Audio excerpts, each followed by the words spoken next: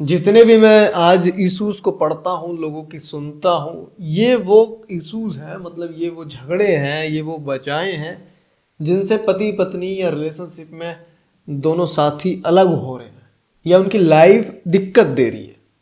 अगर तुम ये सारे पॉइंट्स को जान लो कि यही है सारे झगड़े की वजह और इन पर ही मैं काम करूंगा, ये वजह मैं कभी अपने रिश्ते में नहीं आने दूंगा, तो समझ लो तुम्हारा रिश्ता चिंगा लाला, मतलब बहुत ही अच्छी जिंदगी हो जाएगी, बहुत प्यारा रिश्ता चलेगा आपका।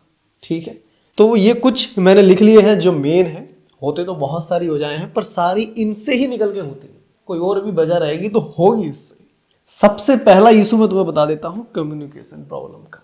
दोनों में बातें नहीं हो रही हैं, बात तरीके की नहीं हो रही है। पति है वो जीता है प्रेजेंट में और वर्क करता है फ्यूचर में। पत्नी लेके बैठी है अपने पुराने किस्से, अपने परिवार के किस्से, अपने पहले जो धोखे मिले, फ्रेंडों ने धोखे दिए या सुबह मम्मी ने कुछ कह दिया, वो वही गाए जा रही है। पति आ रहा है ऑफिस से, ऑफिस को जा रहा है, यही मम्मी ऐसी हैं, पापा ऐसे। यही सबसे बड़ी दिक्कत है कम्युनिकेशन प्रॉब्लम की, क्योंकि आदमी पास्ट में नहीं जीता है, वो प्रेजेंट में जीता है। वो कहता है मिट्टी डालो, रात गई बात गई, वो इसमें जीता है। लड़की या पत्नी पुराने किस्सों को लेके पकड़ के बैठी रहती है। इसमें आदमी एक बार तो सुन ले, 20-20 बार सुन के इरिटेट हो जाता है। इसमें क्या करना है, इसको सुधारना है। लड़कियों को समझने की बात है ये कि नहीं, आपको ये चीज़ नहीं करनी है। देखो, कोई भी एक जोक आप 2 बार से ज़्यादा सुन ही नहीं सकते। दुख पकड़ के तुम वो कितनी बार सुने तुम्हारा दुख बात समझ रहे।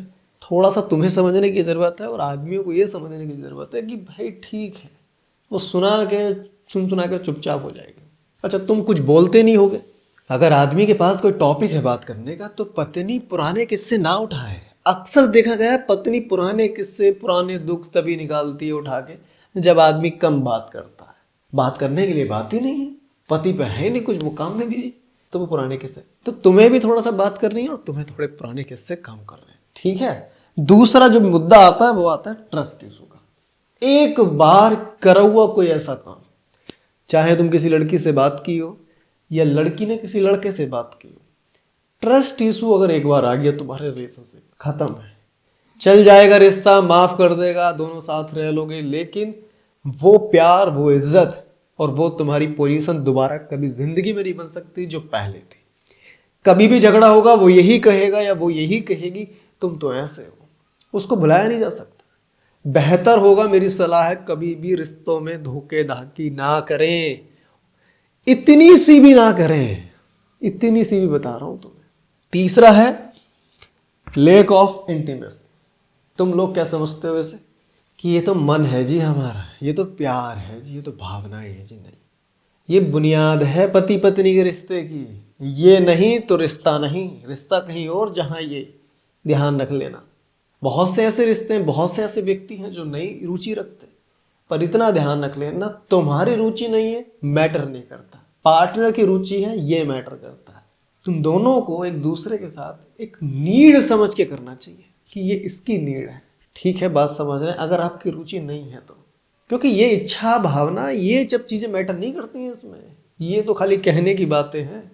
जितनी अच्छी आपकी इंटीमेसी रहेगी उतना अच्छा आपका रिश्ता रहेगा। अगला टॉपिक है फाइनेंशियल कॉन्फ्लिक्ट, पैसों को लेके झगड़ा। वही जो पहले बताया था मैंने, पत्नी खर्च ज़्यादा कर रही है या पत्नी बचत ज़्यादा कर रही है। आदमी कमाता कम है, खर्च ज़्यादा है, कमा तो बहुत ज़्यादा रहा है लेकिन खर्च करने को पत्नी को नहीं दे रहा। बहुत सी ऐसी चीज़ें होती हैं। इसमें तो आप ये करो, अगर पैसों को लेके झगड़े हो रहे हैं ना, तो एक बार अगर खर्चे नहीं हो पा रहे पूरे, कमाई कम है, लिख लो पहले खर्चे क्या क्या है। जो फालतू खर्चे उन्हें काटो, कुछ भी हो सकता है, पत्नी की सहमति से काटो। दोनों रजिस्टर लेके बैठो, एक जगह लेके आओ, A4 साइज का पेपर, लिखो खर्चे कितने, कमाई कितनी। कमाई 10 रुपये, खर्चे 12 के बैठ रहे हैं, हमें कम से कम वो खर्चे 6 रुपये पे लेके आने। दोनों की सहमति से काटो।